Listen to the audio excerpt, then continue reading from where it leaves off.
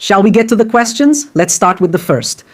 Lucinda Alves, she says, Andrea Gonçalves, if this minister André Mendonça is clearly being selective in lifting confidentiality, can he be impeached for bias? It's on social media, right? Everyone is expecting action from the Supreme Federal Court from Minister André Mendonça regarding Flavio Bolsonaro. Because Flavio Bolsonaro was caught red-handed, demanding millions of reais from Daniel Vorcaro. And so far there hasn't been any operation, any action from the Supreme Court against Flavio Bolsonaro, who, for me and I believe for you as well, is a suspect in the fraud involving Daniel Vorcaro. So much so that he was demanding millions and millions of reais from him. The audio leaked, we already know. Then you ask me, André Mendonça being selective in the investigations, in other words, shielding Flavio Bolsonaro, can he be impeached? No, actually he can. He can. Any justice of the Supreme Federal Court can be impeached. Impeachment, the removal from office, is a political matter, okay? It's much more political than legal. He can be removed, for example, by an action from the Supreme Federal Court itself. That would be a legal aspect. Impeachment is political. And who would be responsible for that? The Federal Senate. Impeachment of a Supreme Court justice, an impeachment of a Supreme Federal Court justice is handled by the Federal Senate. For that, there has to be a request. For that, there has to be a specific, clearly defined fact, which would be this situation. But obviously, for that to happen, right, for it to be possible, it has to move forward. There has to be truly and honestly proof that André Mendonça is shielding and protecting Flavio Bolsonaro. From there, a request is made, and it's up to the Federal Senate to decide.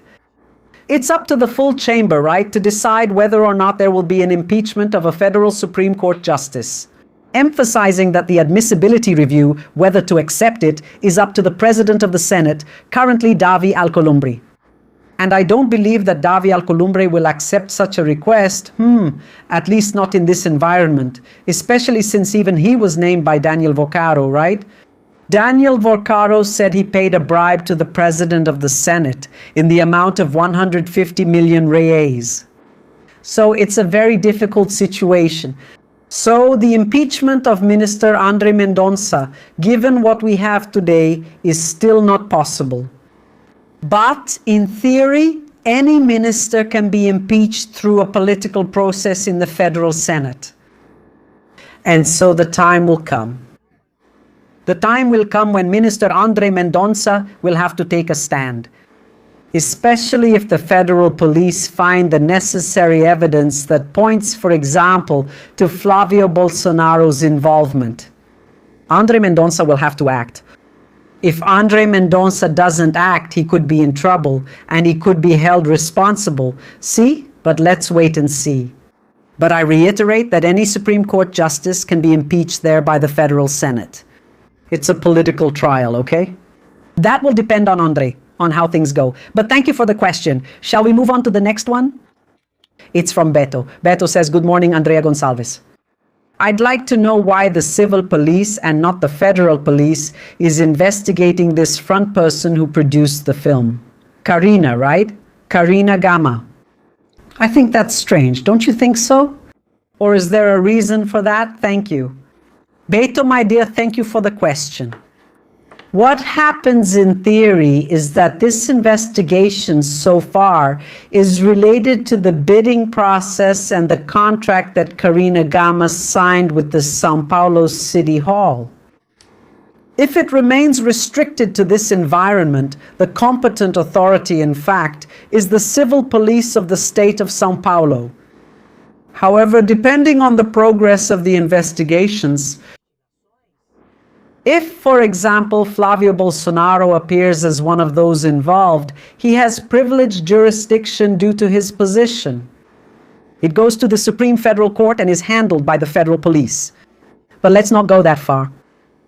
Let's suppose that Mario Frias was the closest to Karina Gama, who managed to win a bidding contract, I don't know how, there with the São Paulo city government.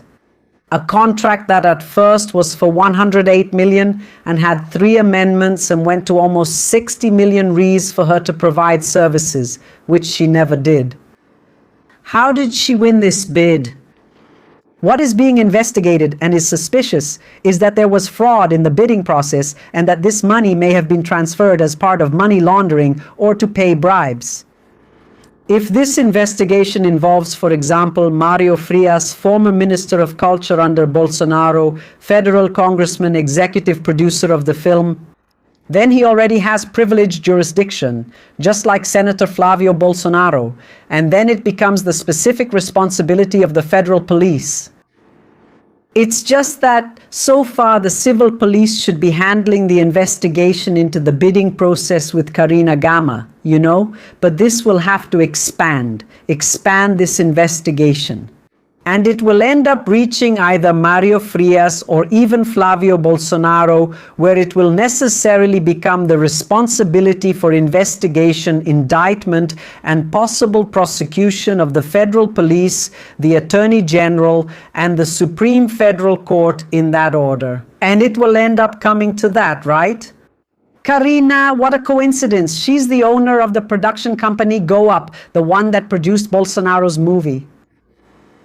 Exactly, what a coincidence, isn't it? I don't think it's a coincidence. There are consequences. I believe, therefore, Beto, that this investigation will move forward and there will come a time when the Civil Police Commissioner will pass on this information and say that they are not the competent authority and that the federal police must take over the case. That will happen for sure, you know? Now the question that remains is, how did she win the bid if she didn't have the recognized expertise or the specialization to provide that service? Where the civil police already requested the film's financial records, they didn't provide it, and they submitted a bunch of invoices there, including some that were even forged.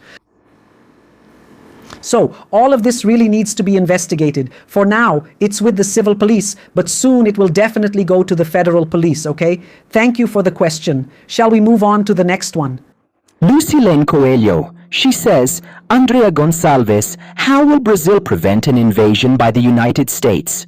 My dear, Brazil does not have the military capability to prevent an invasion by the United States. Truth be told, Donald Trump, as I showed in today's live at 12:30, said that the next to get bombed will be Latin America. Notably, as I said, Donald Trump is coming out of the Iran war like a plucked rooster. He lost the Iran war. Iran resisted until the end. And he won't steal oil, gas, or anything from Iran like the United States is stealing from Venezuela. And what do the United States want? They want to rob nations. And unfortunately, Brazil doesn't have the capacity to stop an attack from the United States. That's the truth. Let's hope that doesn't happen. Because unfortunately, we have Brazilians within our own territory who are traitors to the country and who are setting the stage so that Donald Trump can do this. Not because he wants to fight organized crime, PCC, Comando Vermelho, none of that, but because he wants to steal from Brazil, especially our wealth, our critical minerals, access to rare earths, the Amazon, our water, our oil, and all of this is just a subterfuge. That's terrorism. There are terrorists. It's just talk to fool people. These are subterfuges supported by the Bolsonaristas, so that Donald Trump interferes in the federal government, interferes in the electoral process to overthrow Lula. Why? Through the electronic voting machines. Lula doesn't ask Bolsonaro for anything. And we have to stay very alert to this whole situation. And we have to keep this very much in mind and be very clear about it. Brazil belongs to Brazilians and no one will accept this kind of situation. And it will be a huge self-inflicted wound for the Bolsonaristas. The people will not accept this attack on our territory and our sovereignty, but let's wait. Because Donald Trump is crazy, he's disturbed and dangerous, and we have to be very careful. I hope, God forbid, that this doesn't happen. But if it does happen, may China and Russia be able to help us. They are in the BRICS, which is exactly the group that Brazil is also a part of. Right? But let's wait and see. Lula is a great statesman, and he will never lick Donald Trump's boots like the Americans do. All right, thank you for the question. Shall we go to the next one? The question from my dear Andrea Gonçalves. She says, Andrea Gonçalves, I feel the far right and the right are joining together, involved in crimes, and forming tickets for the election. Are the federal police and the judiciary in the same boat? Without knowing who the criminals are, we're screwed. My dear, there are criminals everywhere. Unfortunately, that's the situation. Now, I believe that institutions are bigger than people, than individuals, and that the institutions will react, first, to protect Brazil. Second, to establish a fair and proper electoral process, to guarantee everyone's right to vote. Now, the criminals must be removed and held accountable. Obviously, for that, you need a full investigation. That's why there's a police investigation, exactly to investigate. Once the evidence is found, it goes to the public prosecutor's office. In this specific case of Daniel Vorcaro's mafia, it goes to the Brazil's prosecutor general to file the charges, since he is the sole authority to bring criminal charges, and afterwards, the legal proceedings follow. Let's wait and see what will happen. And I believe in the institutions. I believe that justice will be served. And if that doesn't happen, may the institutions be able to react in time and properly, firmly, to remove all the rotten elements. Whether it's in the police, the public prosecutor's office, the Supreme Court, or the National Congress. But there's a catch. If criminals are the majority, then we're screwed. And with Daniel Vorcaro's mafia, unfortunately, there's that risk. What does that mean, Andrea Gonçalves? That it's going to come to nothing.